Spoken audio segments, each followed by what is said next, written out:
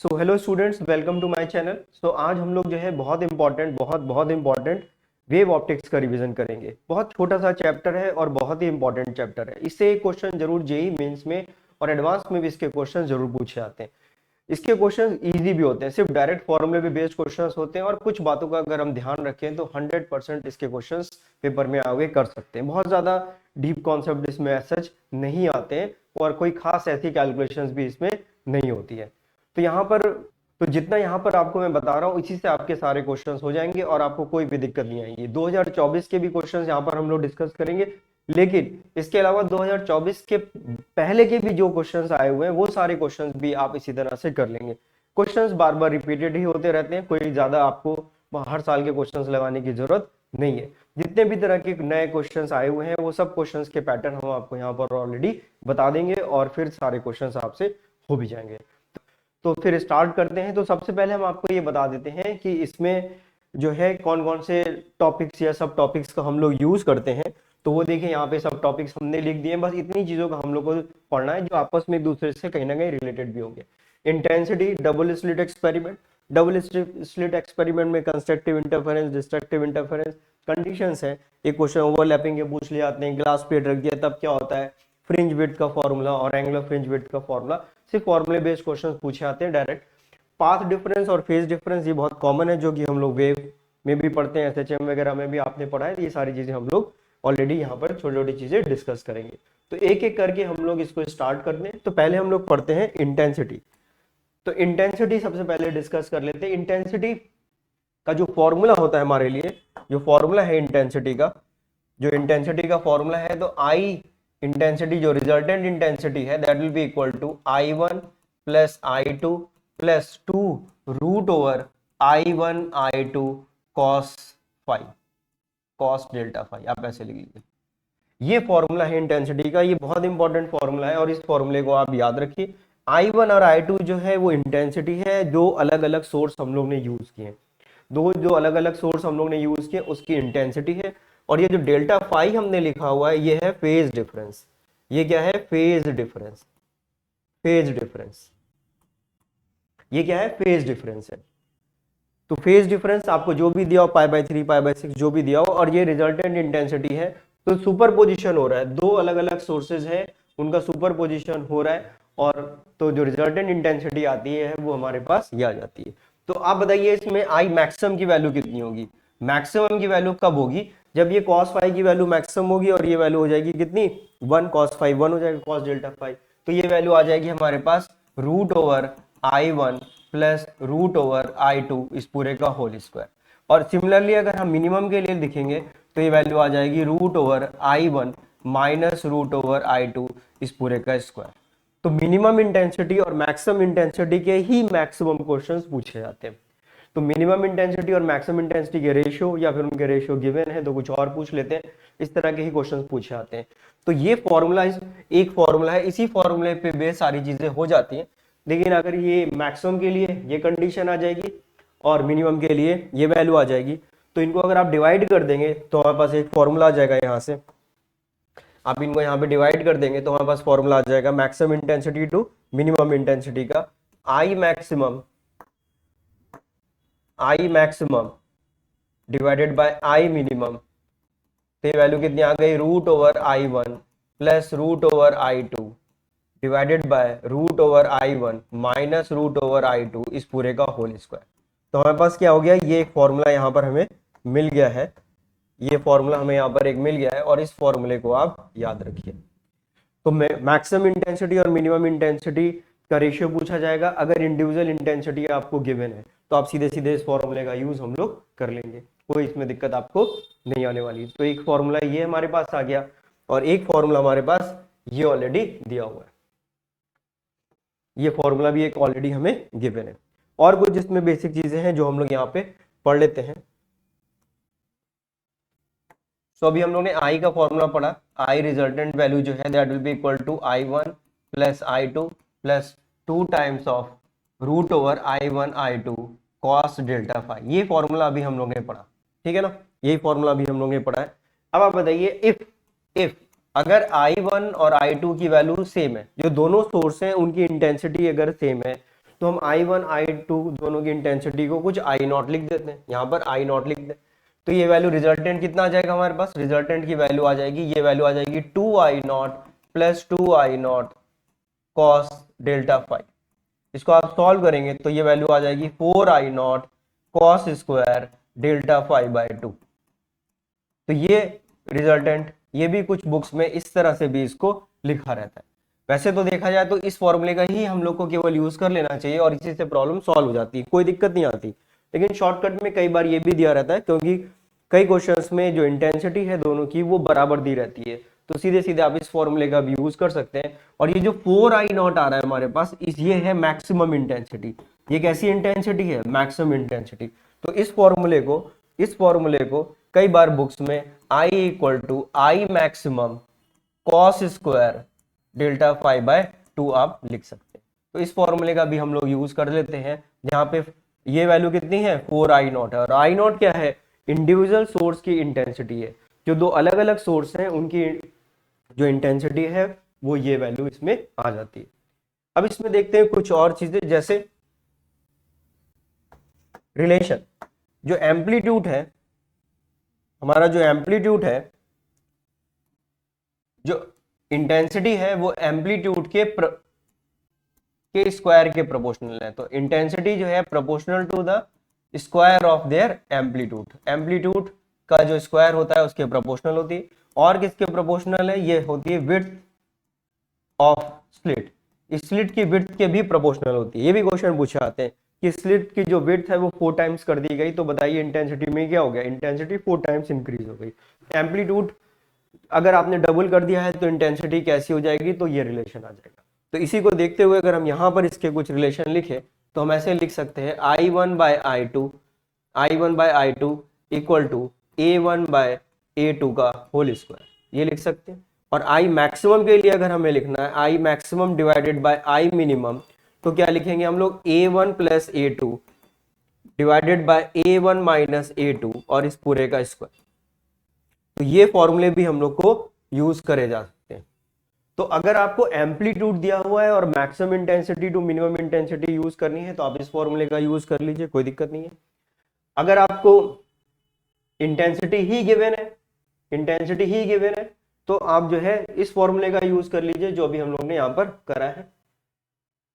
इस फॉर्मूले का यूज कर लीजिए, यहाँ से भी पता लग जाएगा। और इस तरह के जितने भी फॉर्मूले हैं ये सारे आपको यहाँ से पता लग जाएगा। तो देख लेते हैं समरी इंटेंसिटी पे। तो देखिए ये फॉर्मूला है I1 I2, अगर मैक्सिमम इंटेंसिटी और मैक्सिमम मिनिमम का रेशियो तो ये पूछ लेंगे। फिर एक ये फॉर्मूला जो लिखा था, अगर ये दोनों बराबर हैं तो ये आप लिख सकते, I रिजल्टेंट 4I0। ये जो इंटेंसिटी है वो एम्पलीट्यूड के स्क्वायर के प्रोपोर्शनल है और विड्थ ऑफ स्लिट के भी प्रोपोर्शनल होती है। एक ये फॉर्मूला है I मैक्सिमम का, और एक एम्पलीट्यूड के टर्म्स में ये वाला फॉर्मूला इसमें जो है लिखा हुआ है, ठीक है ना। अब देखिए इसमें एक चीज ध्यान रखिए, होते हैं हमारे पास कौन से सोर्स होते हैं, कोहेरेंट सोर्स होते हैं और इनकोहेरेंट सोर्स होते हैं। कोहेरेंट और इनकोहेरेंट। कोहेरेंट सोर्स वो होते हैं जिनका फेज डिफरेंस कांस्टेंट होता है। डेल्टा फाई जो है, जिनका डेल्टा फाई कैसा है, कांस्टेंट है, यानी फाई की वैल्यू जो फेज डिफरेंस है वो चेंज नहीं हो रहा है समय के साथ। और इस केस में जो फेज डिफरेंस है वो कांस्टेंट नहीं होता है, ये कैसा होता है, वेरिएबल होता है। ये फेज कांस्टेंट कैसा है, इसका वेरिएबल है। तो उस केस में अगर कोहेरेंट सोर्सेज है तो जो रिजल्टेंट इंटेंसिटी आएगी वो तो यही आएगी। कोहेरेंट सोर्स के केस में जो इंटेंसिटी आएगी वो I equal to I1 plus I2 plus root over 2 times of root over I1 I2 cos delta phi. ये जो फॉर्मूला हम लोगों ने पढ़ा था ये कब यूज होगा, जब ये कोहेरेंट होगा। लेकिन अगर ये इनकोहेरेंट है तो इनकोहेरेंट के केस में सीधे I equal to I1 plus I2 कर दीजिए, अगर ये इनकोहेरेंट सोर्स है। तो अगर इनकोहेरेंट सोर्स है तो आपको सिंपली क्या करना है, इनकोहेरेंट सोर्स के केस में आप उनकी जो टोटल इंटेंसिटी है वो सिंपली एडिशन से ही वहां पर आ जाती है, आपको उसमें और कुछ नहीं करना पड़ता। तो ये चीजें याद रखिए। इंटेंसिटी से रिलेटेड बहुत सारे क्वेश्चंस हैं, जितना भी ये पूरी बोर्ड में लिखा हुआ है इससे सारे क्वेश्चंस हमारे आराम से हो जाते हैं। तो अब हम लोग जल्दी से जो क्वेश्चन 2024 में इससे रिलेटेड क्वेश्चंस आए हैं उनको कर लेते हैं और आपको पता लग जाएगा कि जो हम लोग ने पढ़ा है इससे कैसे क्वेश्चंस हो पा रहे हैं। तो स्टार्ट करते हैं इसका पहला सवाल हम लोग। तो देखिए अभी हम लोग ने जो पढ़ा है इंटेंसिटी, उस पे बेस्ड क्वेश्चंस कर लेते हैं जो 2024 के हैं। वैसे तो ये क्वेश्चंस ऑलरेडी मेरे यूट्यूब चैनल पे पड़े हुए हैं, डिटेल सॉल्यूशन इसके पड़े हुए हैं, उसका भी लिंक हम आपसे शेयर कर देंगे ताकि आपको डिटेल में अगर उसको और देखना है तो आप आराम से उसको देख सकते हैं। यहाँ पे थोड़ा सा हम लोग जल्दी जल्दी करेंगे क्योंकि ये रिविजन की क्लास है, लेकिन इसी फॉर्मूले से सारे क्वेश्चन हो जाएंगे। तो ये क्वेश्चन देखते हैं। इसमें जो देखिए, the width of one of the two slit in the Young's modulus experiment is 4 times. तो हमें ये मालूम है जो इंटेंसिटी है वो विड्थ के प्रोपोर्शनल होती है। ये अभी हम लोग ने पढ़ा था, इंटेंसिटी जो है it is proportional to width of slit, width of slit, ठीक है ना। तो अगर एक की इंटेंसिटी हमारे पास कितनी है, एक की इंटेंसिटी अगर हमारे पास आई नॉट है तो दूसरे की इंटेंसिटी हमारे पास 4 टाइम्स ऑफ आई नॉट हो जाएगी। बस यही हो जाएगा, 4 टाइम्स है की। तो मैक्सिमा और मिनिमा के लिए आपसे पूछा है, तो I maxima divided by I minima का फॉर्मूला भी हम लोग ने देखा था, that is root over I one plus root over I two, इस पूरे का divided by root over I one minus root over I two, और इस पूरे का स्क्वायर कर दीजिए। ये तो करना है बस, हमें और कुछ नहीं करना। वैल्यू पुट कर दीजिए जो वैल्यूज यहाँ पे लिखी हुई है। तो पहले कितनी है आई नॉट, तो रूट आई नॉट, ये वैल्यू कितनी आ गई 4 आई नॉट डिवाइडेड बाय ये कितनी आ गई रूट आई नॉट, और ये कितनी आ गई प्लस माइनस 4 आई नॉट। कोई दिक्कत नहीं, आपको तो केवल इसके मैग्नीट्यूड ही लेने होते हैं, जो पहले है वो बड़ा आगे लिख दीजिए, कोई दिक्कत नहीं। इस पूरे का आपने स्क्वायर कर दिया, वैसे भी जो माइनस में होता है वो भी प्लस हो जाता है। तो ये आई नॉट सारे कैंसिल हो जाएंगे यहाँ पे। ये 4 का रूट है तो ये 2 + 1 कितना आ गया 3 आ गया, और अंदर कितना बचा, ये अंदर कितना बचा 2 - 1, तो ये 1 आ गया। इस पूरे का आपने स्क्वायर कर दिया तो ये 9:1 आ गया। तो आंसर हमारा जो है वो सी आंसर इसका आ जाता है। तो इस तरह से सवाल बिल्कुल आराम से हम लोग कर लेते हैं, कोई भी दिक्कत नहीं आती। और इसमें हम लोग अब अगला सवाल देखते हैं, बिल्कुल इसी तरह से, इसी पे बेस्ड क्वेश्चन है, सेम इसी। तो स्टूडेंट्स ये वाला सवाल भी देखते हैं, बिल्कुल आसान सा सवाल है, वैसे जैसे हम लोग ने किया था। The two wave of intensity 1:9 given है। तो ये इनकी इंटेंसिटी का रेशियो गिवन है।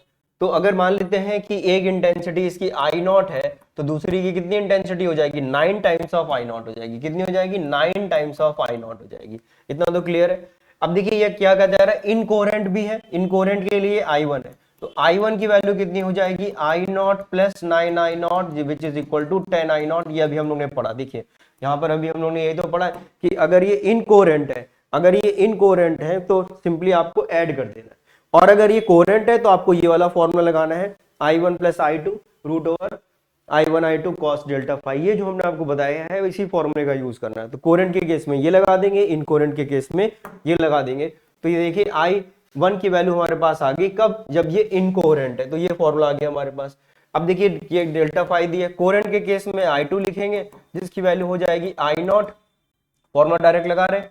फिर कितनी वैल्यू आ जाएगी 9 I not plus 2 times of root over 9 I not square, और ये हो जाएगा cos डेल्टा फाई की वैल्यू कितनी गिवन है 60। इसको सॉल्व करेंगे तो cos 60 हाफ होता है और ये वैल्यू कैंसिल हो जाएगी। ये 3 आई नॉट, ये 10 आई नॉट, तो वैल्यू कितनी आ गई 13 आई नॉट। ये वैल्यू आ गई हमारे पास I2 की। आपसे I1/I2 पूछा गया तो I1 की वैल्यू कितनी आ गई हमारे पास 10, तो वैल्यू कितना आ गया 10/13। तो आपसे दिया गया है यहाँ पे कितना 10/x, तो x की वैल्यू यहाँ पर कितनी हो गई 13 वैल्यू हो गई इसकी। इसका आंसर कितना आ गया 13, इसका आंसर आ गया। तो 13 जो है सिंपल सा इसका आंसर आ गया। देख रहे हैं कितनी आसानी से सवाल हो रहे हैं इसके, बहुत जल्दी सवाल इसके हो जाते हैं। अब देखते हैं यंग्स डबल स्लिट एक्सपेरिमेंट, इसका ये सेटअप दिया हुआ है। अब मेरे साथ मेरी बात को ध्यान से सुनिए और करते हैं। फिर इसके क्वेश्चन भी 2024 के कर लेंगे और उसका लिंक पूरा जो दिया है वीडियो में वो भी सारे क्वेश्चन आपको वहां से मिल जाएंगे। तो देखिए यहाँ पे 2 स्लिट्स हैं, एक S1 और एक S2। इनके बीच की जो दूरी है वो दी हुई हमें ये कितनी d डिस्टेंस है।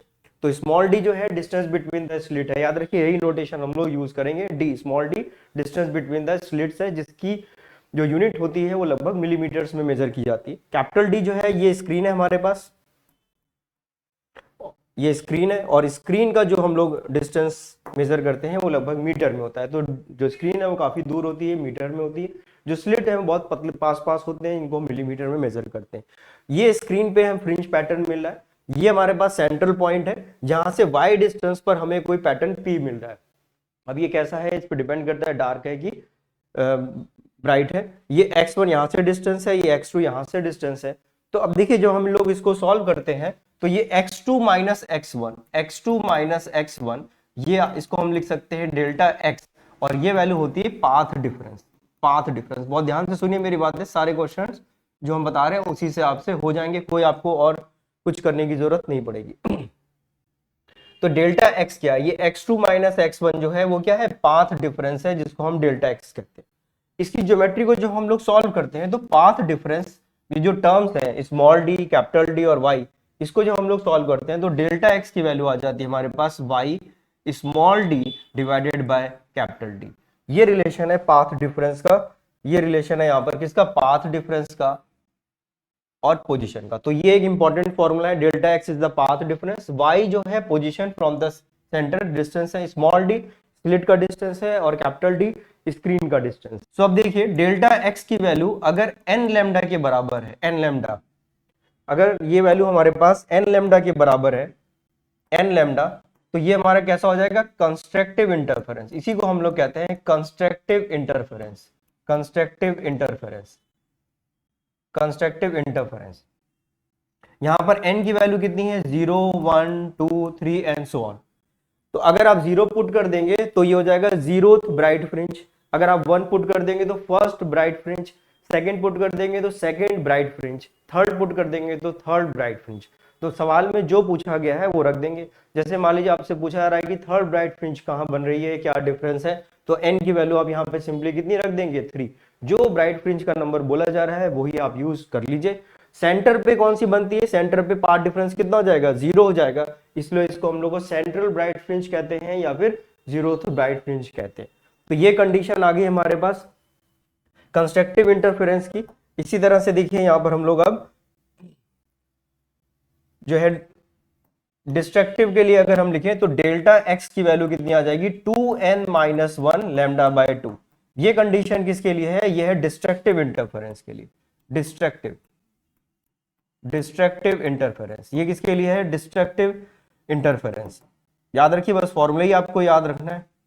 यहां पर आप n की वैल्यू जब 1 पुट करेंगे तो फर्स्ट डार्क, फिर 2 पुट करेंगे तो सेकंड डार्क, 3 पुट करेंगे तो थर्ड डार्क। तो ये फॉर्मूला उसी तरह से हमने लिखा है, आप जो भी डार्क फ्रिंज पूछी जाएगी वो इसमें यहाँ पर n की वैल्यू पुट कर दीजिएगा, यही फॉर्मूला यूज करिएगा। बुक्स में थोड़ा अलग अलग तरीके से भी दिया हुआ है, लेकिन जो सबसे सही तरीका है याद करने का, हम उसी के हिसाब से आपको सारी चीजें बता रहे हैं। तो मेरी बात ध्यान से सुनने पर आपका कल्याण हो जाएगा। तो ये रखिए, तो यहाँ पर n की वैल्यू कितनी है, यहाँ पर n की वैल्यू 1 2 3 एंड सो ऑन। तो डेल्टा x की वैल्यू, ये कंडीशन है, डेल्टा x की वैल्यू अगर n लैम्डा है, लैम्डा क्या है, वेवलेंथ ऑफ लाइट है, ये जो लाइट यहाँ से जा रही है, लैम्डा क्या है, वेवलेंथ ऑफ लाइट है, वेवलेंथ। अब वेवलेंथ एंगस्ट्रॉम में गिवन है तो 10 की पावर -10 SI यूनिट में, नैनोमीटर में गिवन है तो 10 की पावर -9 से मल्टीप्लाई कर देते हैं, ये वैल्यू यूनिट कर। और डिस्ट्रक्टिव इंटरफेरेंस की ये कंडीशन है, और ये क्या है, y के साथ रिलेशन है। तो अब अगर बताइए, अगर ये वैल्यू हम यहाँ पे पुट कर दें, ये डेल्टा एक्स की वैल्यू n लैम्डा यहाँ पर अगर हम पुट करते हैं कंस्ट्रक्टिव के लिए, तो ये रिलेशन हमारे पास यहाँ पर आ जाएगा। तो जरा देखते हैं हम लोग यहाँ पर देख लेते हैं हम लोग। तो क्या करेंगे हम लोग, सिंपली यहाँ पर क्या करेंगे क्या करेंगे, ये जो वैल्यू है n लैम्डा की, ये हम किस में पुट कर देंगे, इस वाले में पुट कर देंगे। तो n लैम्डा इक्वल टू कितना लिखा हुआ था हम लोग ने, y capital D, sorry small D by capital D, small D by capital D. तो y की वैल्यू यहां से कितनी आ गई, n lambda capital D by small D. तो ये रिलेशन आ गया हमारे पास। तो ये n की वैल्यू आप 0 पुट करेंगे, n की वैल्यू 1 पुट करेंगे, n की वैल्यू 2 पुट करेंगे, तो आपको ये पता चलता चला जाएगा यहाँ पर हमेशा कि ये किस किस जगह पर ब्राइट फ्रिंज बन रही है, कहां कहां पर इस स्क्रीन पे ब्राइट फ्रिंज बनेगी, वो सारे पॉइंट्स हमें पता लग जाएंगे जब आप ये n की वैल्यू 0 1 2 3 पुट करेंगे। तो देखिए ये कुछ पैटर्न एक्चुअली में बनता कुछ इस तरह से है। अगर आप देखें तो ये सिंगल स्लिट है, फिर यहाँ से 2 स्लिट से डिवाइड होके जा रही है, ये सेंट्रल ब्राइट फ्रिंज है, फिर ये हमारे पास फर्स्ट डार्क है, फिर ब्राइट है, फिर इस तरह से बनता है। थोड़ा सा आपको आइडिया लग जाएगा कि किस तरह से पैटर्न बन रहा है, तो आराम से हो जाएगा। और देख लेते हैं इसका, ये देखिए फ्रिंज पैटर्न बनता है, ये फ्रिंजेस आपको स्क्रीन पे दिखेंगी। तो अगर आपसे कहा जा रहा है P, तो ये यहाँ से मान लीजिए ये कोई पॉइंट हमने यहाँ पे क्या रखा था, यहाँ पर ही हमने ऐसे मान लीजिए कोई P पॉइंट रखा हुआ था, ये देख रहे हैं। तो ये कैसी है, ये कैसी है ब्राइट, ये बीच में कैसी है डार्क, ये कैसा है डार्क, फिर कैसी है ब्राइट, ठीक है ना। तो आप देख रहे हैं व्हाइट जो है ब्राइट है और व्हाइट, दो व्हाइट के बीच में क्या है, ये जो है हमारे पास ब्लैक कलर जो है वो है डार्क। तो इस तरह से बनता है, डबल स्लिट से आता है और इस तरह से हमें फ्रिंज पैटर्न यहाँ पर इस तरह से दिखता है। सभी की जो इंटेंसिटी है वो यहाँ पर कैसी होती है, बराबर होती है। तो जीरो जो विड्थ है जो इनकी सबकी है वो कैसी है, बराबर है। तो यहाँ पे सबकी जो विड्थ है वो बराबर है, तो जीरो पे देखिए मैक्सिमम बन रहा है, इस तरह से बनता है। सिंपल सा है, थोड़ा सा आपको ये आइडिया पहले से होगा। लाइट आती है, इस तरह से पैटर्न फॉर्म होता है और फिर यहाँ पर ये बन जाता है। सारी चीजें हमने यहाँ पे बना रखी है। ठीक है, तो ये वाला फॉर्मूला भी हम लोग को याद रखना है। यहाँ पर कौन सा फॉर्मूला, ये वाला फॉर्मूला याद रखना है कि कौन कौन सी वैल्यू। तो अब एन की वैल्यू यहाँ पर आप जैसे ही कुछ पुट करेंगे तो हम यहाँ पे फिर से लिख दे रहे हैं। तो आपने यहाँ पर क्या करा, एन की वैल्यू पुट कर दी। आपने n की वैल्यू जब यहाँ पे 0 पुट करी तो y की वैल्यू कितनी आ गई, 0, यानी कि ये हो गया सेंट्रल ब्राइट, सेंट्रल ब्राइट। जब आपने n की वैल्यू 1 पुट कर दी तो ये वैल्यू हो गई y is equal to capital D by small d। ये आ गया हमारे पास first bright, first bright fringe, ठीक है ना। y की वैल्यू जब आपने n की वैल्यू 2 पुट कर दी तो ये वैल्यू आ जाएगी 2 lambda by capital D, second bright आ गया, ये सेकंड ब्राइट आ गया, सेकंड ब्राइट आ गया। सिमिलरली इस n लैम्डा की जगह 2n माइनस 1 लैम्डा बाय 2 अगर हम पुट कर देंगे तब क्या होगा इस केस में, देखिए अगर यही वैल्यू हम यहाँ पर ये पुट कर देंगे तो हमारे पास क्या रिलेशन आएगा। तो रिलेशन कितना आ जाएगा, 2n minus 1 lambda by 2 is equal to Y small D by capital D. तो यहाँ पर y की वैल्यू कितनी आ गई, 2n minus 1 lambda by 2 into capital D by small D. तो ये फॉर्मूला किसके लिए आ गया, ये y की वो सारी पोजीशन है जो डिस्ट्रक्टिव के लिए बताएंगी, ये सारी वो पोजीशंस हैं जो डिस्ट्रक्टिव के लिए हमें बताएंगी। ये y की वो सारी पोजीशंस हैं जो हमें कंस्ट्रक्टिव के लिए बताएंगी। ये सारी y की वो पोजीशंस हैं जो हमें क्या बता रही है, कंस्ट्रक्टिव के लिए बता रही है। किसके लिए बता रही है, कंस्ट्रक्टिव के लिए। ये सब क्या बता रहा है, कंस्ट्रक्टिव के लिए। और वो सारी हमारे लिए किसके बता रही है, ब्राइट के लिए। देख लीजिए आप, इसको हम थोड़ा वैसे कर देते हैं। तो आई होप इतना आपको समझ में आ गया। अब देख लेते हैं ओवरलैपिंग की क्या कंडीशन है। मान लीजिए दो अलग अलग वेवलेंथ हम लोग यूज कर रहे हैं। तो वेवलेंथ अगर हम लोग यूज कर रहे हैं तो आप देखिए जो वाई जो पोजीशन है वो लैम्डा पे डिपेंड कर रही है।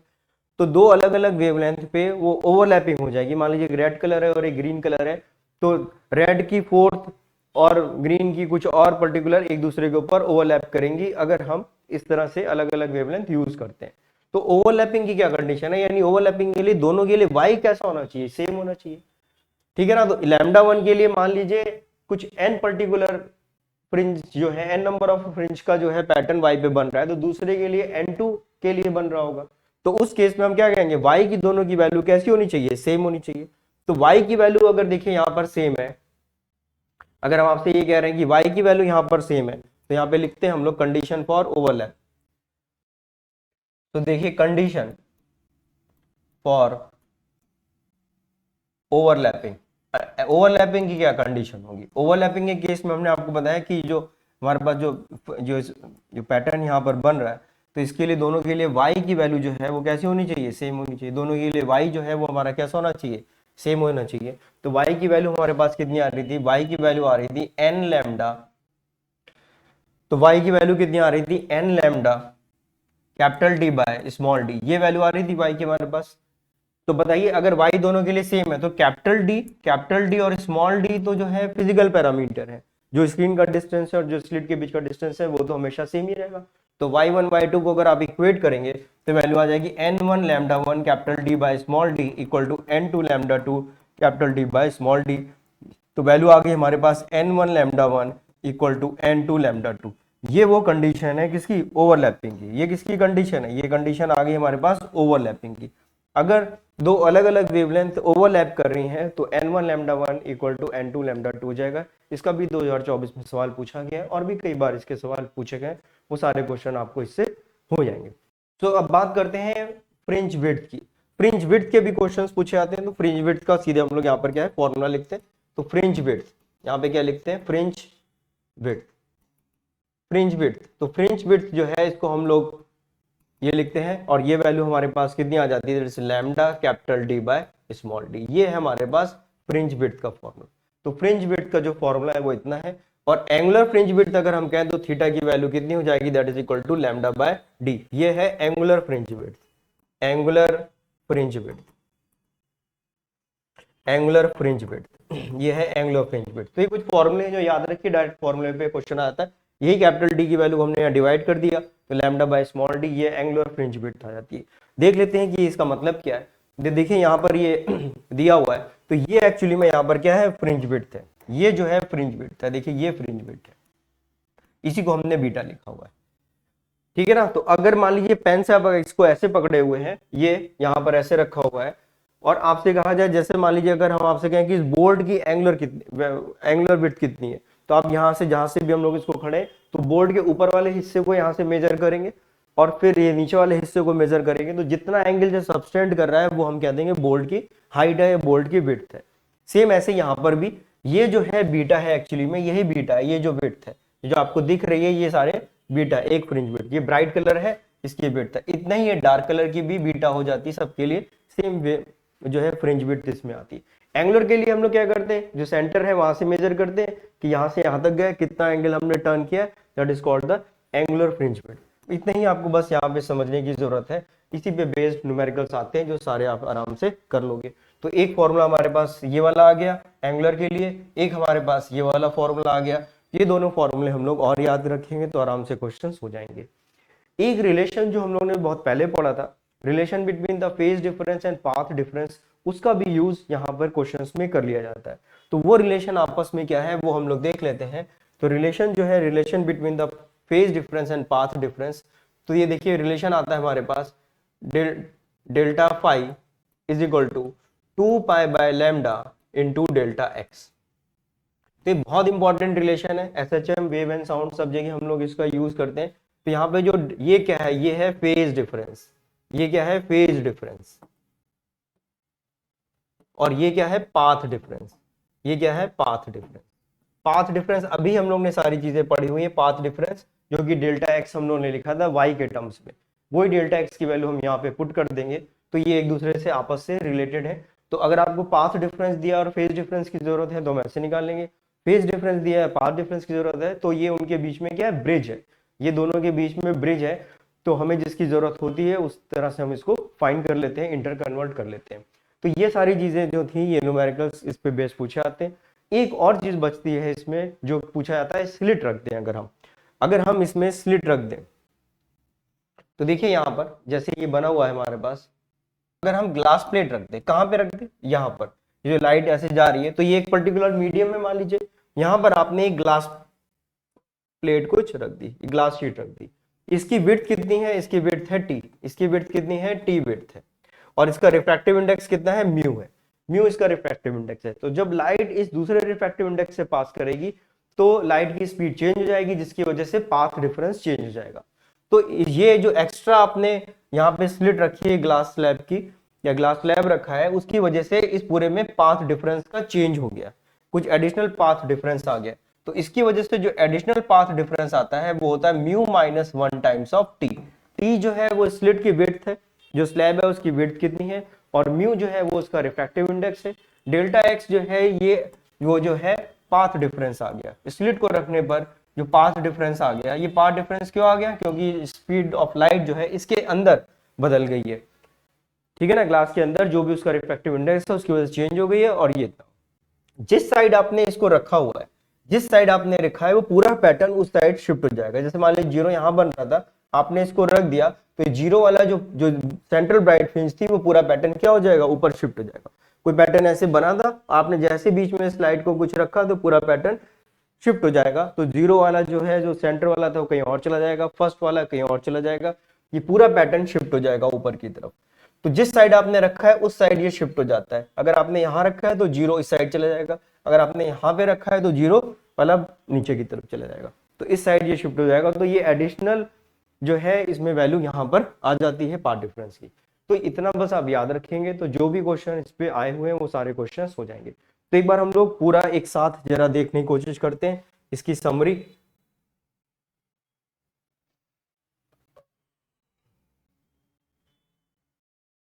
तो एक बार देखिए ये सारी समरी इस बोर्ड पे लिखी हुई है, आप फिर से इसी पे बेस सारे क्वेश्चन पूछे जाते हैं, जो कुछ लिखा है इस पे बेस सारे क्वेश्चन हम लोग के पूछे जाते हैं जो यंग्स डब्ल्यू एक्सपेरिमेंट के। तो देखिए ये पैटर्न था हमारे पास, बता दिया path difference Y small D by capital D, ये वैल्यू आती है। कंस्ट्रक्टिव के लिए n लैम्डा हो जाता है, डिस्ट्रक्टिव के लिए 2n-1 लैम्डा बाय 2 हो जाती है, ये आपको पता है। फिर इसके बाद हमने y की पोजीशंस देख ली, कहाँ कहाँ क्या क्या आ रही है, कंस्ट्रक्टिव के लिए आ गया, इसी तरह से हमने वैल्यू पुट करी डिस्ट्रक्टिव के लिए आ गया। ओवरलैप की कंडीशन देख ली, n1 lambda 1 equal to n2 lambda 2 आ गया। फ्रिंज विड्थ का फॉर्मूला आ गया, एंगुलर फ्रिंज विड्थ का फॉर्मूला आ गया, रिलेशन बिटवीन फेज डिफरेंस और पाथ डिफरेंस आ गया। और उसी तरह से अगर कोई ग्लास स्लैब यहाँ पे रख देते हैं तो उस केस में जो एडिशनल पाथ डिफरेंस आएगा that is equal to delta x mu minus 1 times of t। तो ये सारी चीजें जो स्क्रीन पे लिखी हुई है इसी की हेल्प से हम लोग इसके न्यूमेरिकल्स कर लेते हैं। तो अब देखते हैं 2024 का जो न्यूमेरिकल है वो आए हुए। न्यूमेरिकल थोड़ा फास्ट फॉरवर्ड वे में ही हम लोग करेंगे जल्दी से, लेकिन डिटेल सॉल्यूशन इसके जैसे आपको बताया था जो दिए हुए हैं 2024 के, जो हमारा वीडियो बना हुआ है उसमें दिए। तो देखिए 2024 का प्रॉब्लम है जो अभी हम लोगों ने पढ़ा है उसी पे बेस्ड क्वेश्चन है। तो देखिए हम लोगों ने कौन सा फॉर्मूला, क्वेश्चन आप पढ़ लीजिए, हम आपको बताते हैं इसमें कौन सा फॉर्मूला हम लोग को यूज करना है जो भी हमने आपको बताया है। तो देखिए इसमें हमें ये वाला फॉर्मूला यूज करना है, यहाँ पर ये कहाँ गया, ये लिखा हुआ है y इज इक्वल टू कौन सा फॉर्मूला यूज करना है, ये वाला फॉर्मूला हम लोग को यहाँ पर यूज करना है, y is equal to n lambda capital D by small D. आपको लैम्डा दिया हुआ है, कैपिटल डी दिया, स्मॉल डी दिया हुआ है, n की वैल्यू 3 दी हुई है, 3 के लिए पूछा जा रहा है यहाँ पर। तो n की वैल्यू हम लोग यहाँ पर क्या पुट कर देंगे, सिंपली 3 पुट कर देंगे और हमारा प्रॉब्लम सॉल्व हो जाएगा। यहाँ पर हमें n की वैल्यू केवल 3 पुट करनी है। देखिए फॉर द थर्ड मैक्सिमा, ये वाला फॉर्मूला हमें बस पूछा जा रहा है यहाँ पे थर्ड मैक्सिमा के लिए, ये तो 3 के लिए हमें यहाँ पे बस पुट कर देना है। तो बताइए ये क्या दिया हुआ है, ये दिया हुआ है स्मॉल डी, ये क्या दिया हुआ है, ये दिया हुआ है कैपिटल डी, ये क्या गिवन है वेवलेंथ। तो हमारे पास y की वैल्यू पूछी गई है that is equal to n lambda capital D by small D. बस यही फॉर्मूला तो अभी देखा था हम लोगों ने, वही लिखा है फॉर्मूला। तो y की वैल्यू आपसे पूछी जा रही है कहां पर होगी, तो ये 3 लिख दीजिए, लैम्डा की वैल्यू 5000 इंटू 10 की power minus 10 wavelength, capital D देखिए 200 सेंटीमीटर, तो ये 2 मीटर हो गया, डिवाइडेड बाय डी, डी की वैल्यू 0.3 यानी कि 0.3 इंटू 10 की पावर माइनस 3। इसको आप सॉल्व कर लेंगे तो आपके पास आंसर आ जाएगा मीटर में, किस में आएगा, मीटर में आएगा, लेकिन आपको ये बताना है कि इसमें मिलीमीटर में। तो सॉल्व करके आंसर इसको सॉल्व करेंगे तो आंसर आ जाएगा 10 मिलीमीटर। तो इसका आंसर कितना आ गया, 10 आ गया। बिल्कुल आसान सा सवाल था, आराम से हो जाता है, कुछ दिक्कत नहीं आती। अब हम लोग इसमें और दूसरा सवाल करते हैं।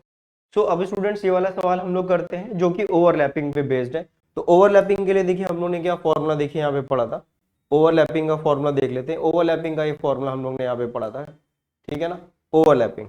तो ओवरलैपिंग के लिए हम लोग ने देखिए अभी ये पढ़ा था, ये पढ़ा है ओवरलैपिंग के लिए n1 lambda 1 equal to n2 lambda 2। इसी फॉर्मूले का हम लोग को बस यहाँ पर यूज कर लेना है ओवरलैपिंग वाले केस में। ओवरलैपिंग वाले केस में इसी फॉर्मूले का हम लोग को यहाँ पर यूज करना है। तो लैम्डा 1 एंड लैम्डा 2 दो है हमारे पास, ये गिवन है और ये गिवन है, फाइंड द वैल्यू बतानी है। तो हम मान लेते हैं कि n1 लैम्डा 1, क्या एज्यूम कर लेते हैं हम लोग, n1 lambda 1 equal to n2 lambda 2। तो ये वैल्यू आ जाएगी n1 by n2 equal to lambda 2 by lambda 1। Lambda 2 की वैल्यू पुट कर दीजिए that is equal to 650 divided by 450। ये आप सॉल्व कर लेंगे तो आपके पास n1 by n2 का रेशियो आ जाएगा। The minimum order of fringes for lambda 2 which overlap the fringe bye lambda 1 is, इतनी वैल्यू आपको यहाँ पर गिवन है। तो ये वैल्यू कितनी आ जाएगी, सॉल्व करेंगे इसको अगर आप, तो सॉल्व करके ये वैल्यू आ जाएगी आपके पास 13/9। आपसे पूछा क्या जा रहा है, आपसे पूरा minimum order of fringes produced by lambda 2 overlap with the fringe produced by lambda 1 is n। तो आपसे एक्चुअली में ये n2 की वैल्यू पूछना चाह रहे हैं यहाँ पर कि n2 कितने, तो ये n2 बाय n1 जो आ गया वो 9:13 आ गया। तो n1 के टर्म्स में अगर इतनी बन रही है तो मिनिमम कितनी बनेगी, यानी कि जब n2 जो है ये 9 होगा तो n1 की वैल्यू 13 हो जाएगी। यानी n1 मतलब लैम्डा 1 है, यानी 450 नैनोमीटर की जब हम वेवलेंथ यूज कर रहे हैं तो जो हमारे पास फ्रिंज बन रही है, कौन सी 13 फ्रिंज बन रही है, जो 13 फ्रिंज बन रही है, तो जब हम इसी को लैम्डा 2 के लिए यूज करेंगे तो उसकी 9th फ्रिंज उसी जगह पर बन जाएगी। तो एक्चुअली में आपसे यहाँ पे केवल 9.2 की वैल्यू पूछी गई, तो आंसर इसका कितना आ गया, 9 इसका आंसर। तो ये वाला क्वेश्चन देखिए, इस वाले क्वेश्चन को आप पढ़ लीजिए। इसमें ग्लास प्लेट को इंट्रोड्यूस किया गया। तो ग्लास प्लेट को जब हम इंट्रोड्यूस करते हैं तो हमें, आप क्वेश्चन पढ़ लीजिए, हम क्वेश्चन नहीं पढ़ रहे। यहाँ पर इन्होंने आपसे फर्स्ट ब्राइट, तो देखिए वो हमें मालूम था पाथ डिफरेंस कितना था, हमने आपको बताया था mu minus 1 times of T, और ये फोर्थ ब्राइट फ्रिंज बन रही है। तो फोर्थ ब्राइट फ्रिंज के लिए हम लोग लिखते थे, ब्राइट फ्रिंज के लिए एन लेमडा लिखते थे, path difference should be N lambda. तो एन लेमडा की वैल्यू आ जाएगी mu minus 1 times of T. N की वैल्यू आप 4 रख दीजिए। लेमडा की वैल्यू देखिए आपको गिवन है 500 इंटू 10 की पावर माइनस 9, और रिफ्रैक्टिव इंडेक्स गिवन है 1.5, तो ये वैल्यू होगी 1.5 माइनस 1 इंटू टी। आपसे ये टी की वैल्यू ही पूछे जा रही है कि थिकनेस ऑफ ग्लास कितनी है, यही तो अभी हम लोग ने पढ़ा था। तो टी की वैल्यू जो आप सॉल्व करोगे तो ये आ जाएगा 4, ये वाली। तो इसका आंसर कितना आ गया, 4 इसका आंसर आ गया। तो बिल्कुल आसान सा सवाल था, ये वाला हो गया। अब देखिए इसमें जो बाकी के जो सवाल है, जैसे ये वाला क्वेश्चन है, ठीक है ना, फिर ये वाला क्वेश्चन है और ये वाला क्वेश्चन है। ये तीनों क्वेश्चन बिल्कुल एक ही तरह से है, एक ही कॉन्सेप्ट इसमें यूज हो रहे हैं, जिसमें फेज डिफरेंस पाथ डिफरेंस का रिलेशन यूज करा जा रहा है, और उसी तरह से क्वेश्चन हमारे हो जाते हैं। तो कोई एक क्वेश्चन इसमें हम लोग कर लेते हैं पहले, और ये वाला क्वेश्चन हम लोग देख लेते हैं। तो इसमें देखिए क्या दिया हुआ है, यहाँ पर आपको दिया गया पाथ डिफरेंस, देखिए दिया हुआ है पाथ डिफरेंस कितना गिवन है, 7 लैम्डा बाय 4। तो पाथ डिफरेंस यानी कि डेल्टा एक्स 7 लैम्डा बाय 4 आपको गिवन है। आपसे पूछा जा रहा है द रेशियो ऑफ इंटेंसिटी, तो I equal to I max cos square delta 5/2। ये फॉर्मूला देखिए हम लोग ने पढ़ा था, यही फॉर्मूले का हम लोग यूज कर रहे हैं। और कौन सा फॉर्मूला यूज करेंगे, पाथ डिफरेंस और फेज डिफरेंस का रिलेशन, जो यहाँ पे हम लोग को करना है। तो देखिए इसमें हम लोग को कौन सा फॉर्मूला यूज करना है, एक पाथ डिफरेंस और एक फेज डिफरेंस का फॉर्मूला हम लोग को यूज करना है, वो देखिए यहाँ पे लिखा हुआ है। तो हम लोग को ये वाला एक फॉर्मूला यूज करना है, I equal to I max cos square delta 5/2। इस फॉर्मूले का हम लोग देखिए यहाँ पर एक यूज कर रहे हैं, ये जो फॉर्मूला है I equal to I max cos square delta 5/2, इस फॉर्मूले का हम लोग को यूज करना है। और एक फॉर्मूला हम लोग ने और पढ़ा था, वो कौन सा पढ़ा हम लोग ने, relation between the phase difference and path difference, उसका भी हम लोग को यहाँ पर यूज करना पड़ेगा। तो देखिए यहाँ पर इसको कैसे करते हैं हम लोग इस क्वेश्चन को।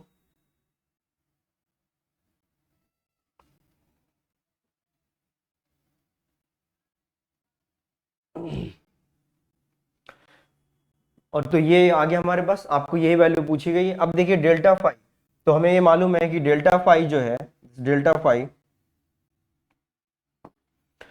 Phi is equal to 2 pi lambda into delta X. यहाँ पे पार्ट डिफरेंस आप रख दीजिए, तो 2 pi lambda into 7 lambda by 4 आ गया। तो यहाँ से अगर आप इसको सॉल्व करोगे तो लैम्डा लैम्डा ये कैंसिल हो जाएगा, यहाँ से 2 कैंसिल हो जाएगा, you will get 7 pi by 2, 7 pi by 2 आ गया।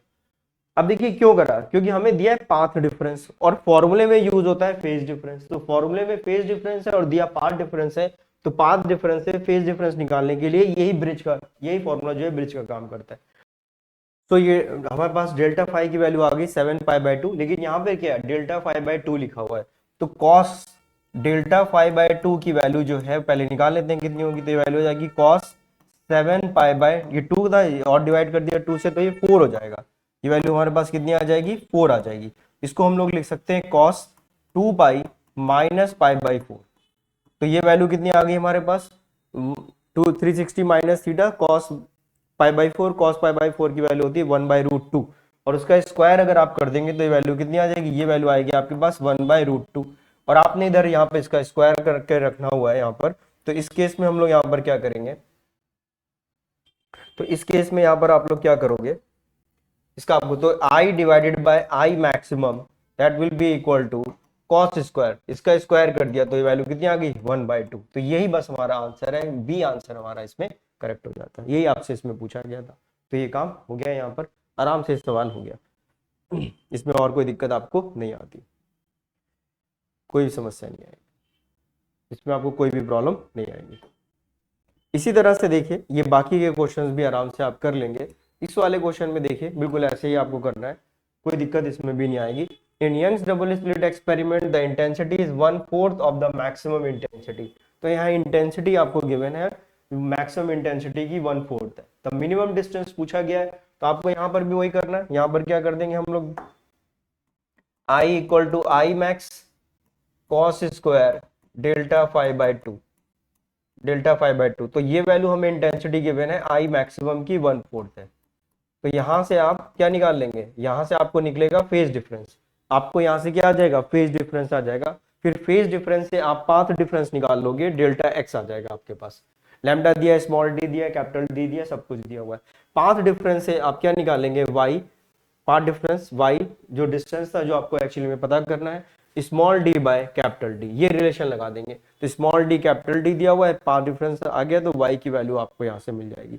तो आपसे एक्चुअली में इसमें वाई पूछ रहे हैं, स्मॉल डी कैपिटल डी आपको दिया हुआ है, डेल्टा फाई आप यहाँ से निकालेंगे और फाई का फिर रिलेशन डेल्टा एक्स निकाल लेंगे। तो अभी हम लोगों ने जो पढ़ा था, delta phi is equal to 2 pi by lambda into delta X, ये वही ब्रिज है। यहाँ पे फेज डिफरेंस निकलेगा, वैल्यू यहाँ पुट करके पाथ डिफरेंस रखेंगे, पाथ डिफरेंस यहाँ पे पुट करेंगे तो वाई की वैल्यू आ जाएगी। सेम वही काम जो भी हम लोगों ने किया था उसी तरह से करेंगे। इसका सॉल्यूशन आपको जो है, जो लिंक दिया है उसमें हो जाएगा। वैसे तो आप खुद से इस क्वेश्चन को कर लीजिए, कोई समस्या नहीं आएगी। तो एक छोटा सा टॉपिक बचा हुआ है जो है वेव फ्रंट, जो हमने आपको बताया था। तो वेव फ्रंट तीन तरह के होते हैं, spherical wave front, plane wave front और cylindrical wave front. Spherical wave front तब होता है जब पॉइंट सोर्स हो हमारे पास, ये पॉइंट सोर्स है और इसमें से रेडिएशन बाहर की तरफ जा रही हैं। तो ये वेव फ्रंट क्या है, एक ऐसा लोकस है, एक ऐसी जगह पर है जहाँ पे जितने भी पार्टिकल्स हैं वो सब सेम फेज पर है, सारे का जो फेज है वो सेम फेज पर है। तो ये स्फेरिकल बनेगा अगर पॉइंट सोर्स है, पॉइंट सोर्स है। अगर लाइन है, ऐसे डिस्टेंस है, अगर मान लीजिए कुछ रे ऐसे जा रही हैं तो इनका वेव फ्रंट कुछ इस तरह से बनेगा जो कि प्लेनर होगा। और अगर कोई एक लाइन की तरह है, इस तरह से मान लीजिए कोई सोर्स हमारे पास लाइन की तरह है, तो उस केस में क्या होगा, ये सिलेंड्रिकल होगा। इनफाइनाइट डिस्टेंस से कोई भी रे आ रही है तो वो पैरेलल हो जाती है, इसलिए इसको ऐसा लिखा गया है। तो इस पे बेस्ड भी एक क्वेश्चन पूछा गया है, वो भी हम लोग कर लेते हैं। तो ये सिलेंड्रिकल कब होगा, अब याद रखिए सिलेंड्रिकल कब होगा, जब लाइन सोर्स है तो सिलेंड्रिकल हो जाएगा, जब पॉइंट सोर्स है तो वो स्फेरिकल हो जाएगा, और जब सोर्स हमारा इंफिनिटी पर है, यानी रेज अगर पैरेलल आ रही है तो प्लेन जो है वो हमारा वेव फ्रंट हो जाएगा। ये तीन तरह की वेव फ्रंट हम लोग डिफाइन करते हैं और कुछ नहीं। तो देखिए ये क्वेश्चन इसमें देखिए पूछा गया है 2024 में, सिंपल सा क्वेश्चन है। तो देखिए क्या लिखा है, light emerge out from the convex lens when a source of light kept at its focus. तो बिल्कुल सिंपल सा है, यहाँ पे कह रहे हैं कि फोकस पर और एक कॉन्वेक्स लेंस रखा हुआ है और उसके फोकस पे रखा है, ये फोकस है।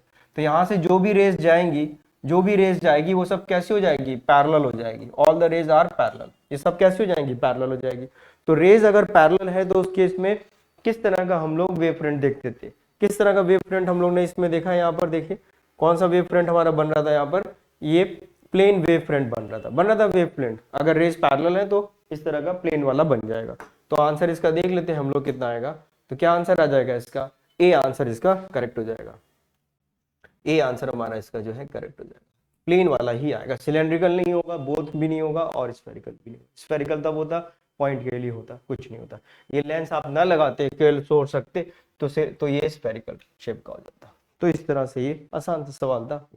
तो स्टूडेंट्स अब हम लोग ने पूरा रिवीजन कर लिया है वेव ऑप्टिक्स का। जितने भी क्वेश्चंस आपने करे हैं केवल इतने कर लीजिए, इतनी थ्योरी पढ़ लीजिए, आपसे सारे क्वेश्चंस इंटरफेरेंस के हो जाएंगे, कोई भी दिक्कत नहीं होगी। तो आई होप आपको समझ में आ गया होगा, आई होप आपने एंजॉय भी किया होगा।